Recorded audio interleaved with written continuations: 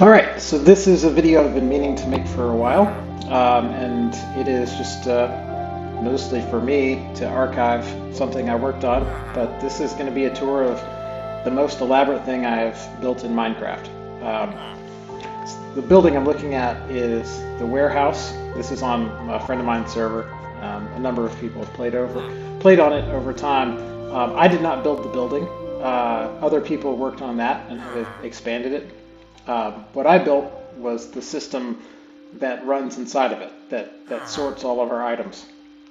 So I'm gonna give you a little tour and show you how it works in function, and then I'll kind of show you what happens behind the scenes. So at the front of the warehouse is a chest for putting items in, and I'm just gonna put in a stack of some items. You'll see they're immediately flowing out of it. And if I run down here, you'll notice I'm passing by the stacks, basically, all the different shelves with chests on them. And probably wait here for 20 seconds or so, and what we should see is those items that I just put in the chest are going to zip up through this column of water surrounded by glass. Yeah, there they go. And if I come over here to where paper is stored, you can see where those items are now flowing into this chest that is specifically for paper.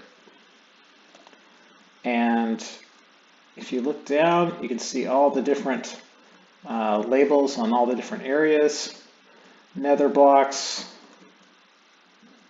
glass and sand, etc. And whatever, if you put any of those items into that chest, it will go through and flow down into the appropriate area completely automatically. And so this is a system I built. A lot of what you're going to see I did not invent. They are designs that other very smart people have come up with.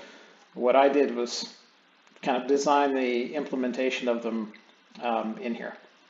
So the first thing is we kind of have to go behind the scenes and see where all of this works.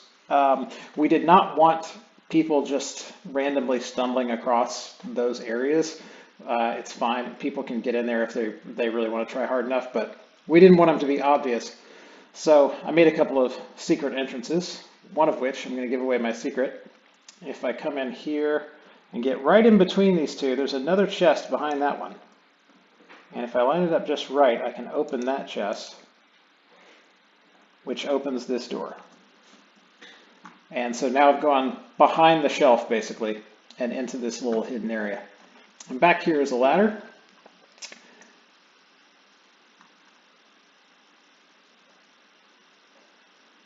And if I take it all the way down, we wind up at the bottom of that glass elevator that we saw before. But first, let's go down to the start. So now I'm heading underground back towards the entrance of the warehouse. And there's a sign here for warehouse entrance drop-off. So right above this is that chest that we put things into. And then what you see here are a Minecraft item called a hopper. And there's a line of hoppers going all the way up to that chest, and then a string of them. Hoppers do, you can think of it kind of like a funnel. It does two things. It pulls items out of whatever's above it, and it pushes items in whatever direction you point it. So you can kind of see by that nub which direction these are pointing. And when you put a bunch of hoppers in a line like this, pointing into one another, you basically create a pipe.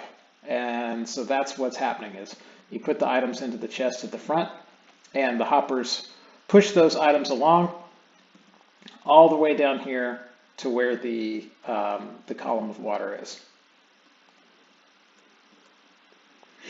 So once we get to the column of water, you can see I've got more of these hopper pipes. They go off in all four cardinal directions so that we can put other delivery chests out in other locations, and they all come back to the same place.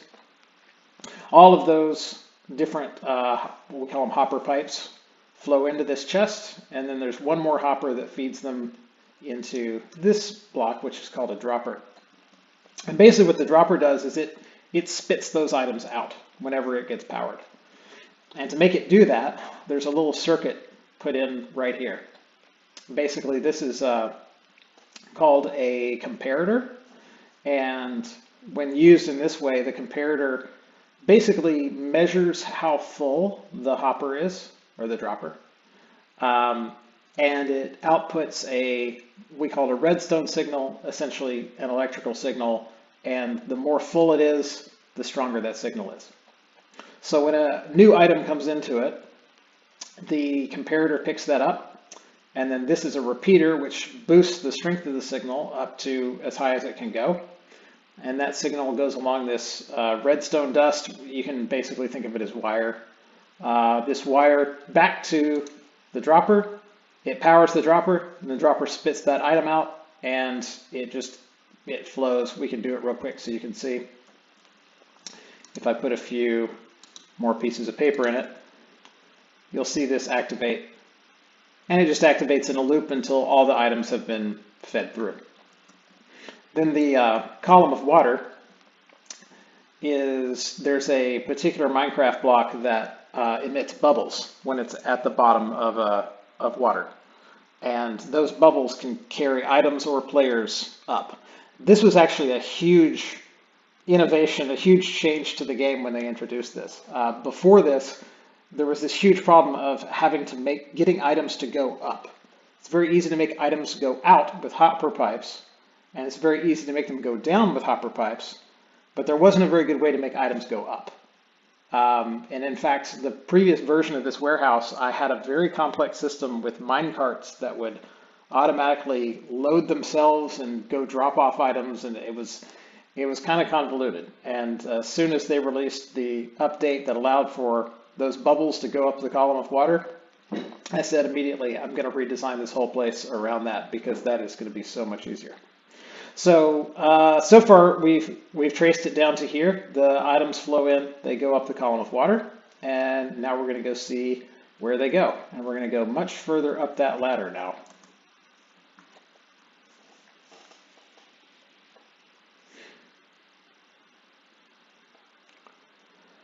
So now we're back up to where we started, and we're going to go up another ladder to now we're on the second floor of the warehouse, right above where we were before. And I'm going to have to go down here and go around to really show you this space, but this is the sorting floor.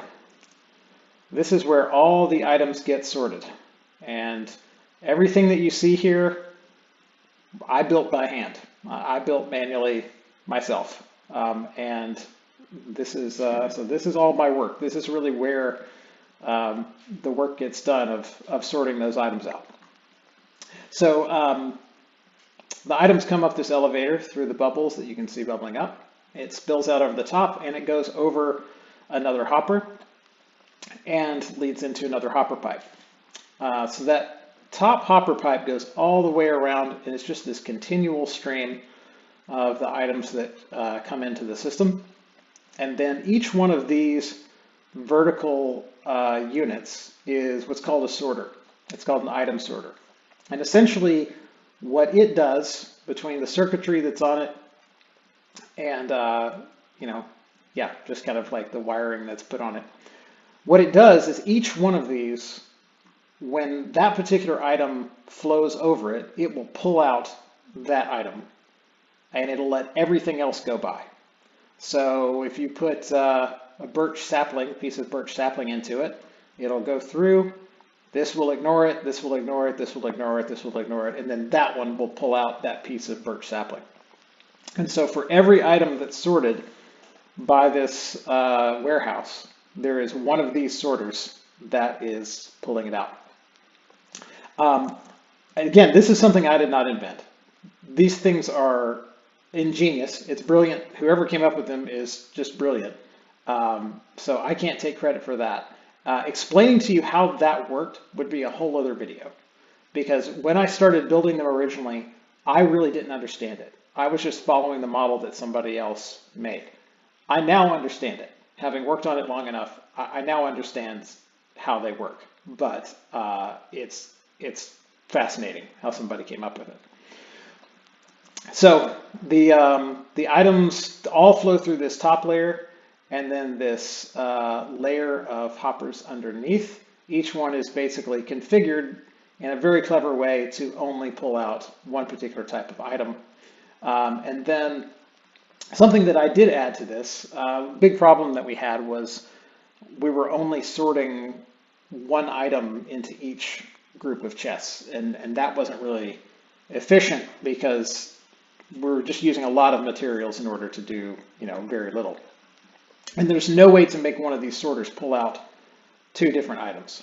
I have had to explain that to the guy who runs the server so many times. It's a classic engineering problem of trying to explain something to somebody who isn't doing the building work. But I did figure out a workaround, and basically I added another layer of hoppers. And so as items get sorted out, they then get sent into another hopper pipe, which all flows down into a couple of chests, and then it goes down. So this way I can sort out multiple things, then put them all into one stream and send them down one set. You'll notice that there are chests here, and that's purely just an efficiency thing. Hoppers are kind of expensive to make with in-game items, and because this hopper will push into the chest, and the hopper below it will pull things out of the chest, that actually doesn't need to be a hopper. It can just be a chest, just a kind of a very simple, cheap container to go in between. So that's why there are chests there. And so that way I can flow multiple things into one particular drop. I have a whole system to keep track of this, and essentially where it says D1, that means drop. D is for drop. It's where that particular set of items goes down into the floor below. And then I've got arrows showing where the other items are flowing into. And then I have a Google spreadsheet that keeps track of where all these different things go. And so this was the original wing of the warehouse, just kind of back and forth there. And then I later designed this kind of central hub area where this time, and you notice this has to be all one continual stream. That top line of hoppers, that top hopper pipe, has to go all the way across because every single item has to be checked to make sure it gets to exactly where it needs to go.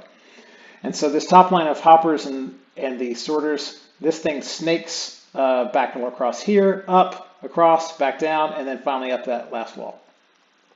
Down here is the new wing of the warehouse that I will probably never finish, but maybe someday I'll come back in and do it, where we would be able to sort out a bunch more items, and I would just have to hook it in with the sorters that we've got. So yeah, that is the warehouse, and that is the most elaborate thing I have ever built in Minecraft.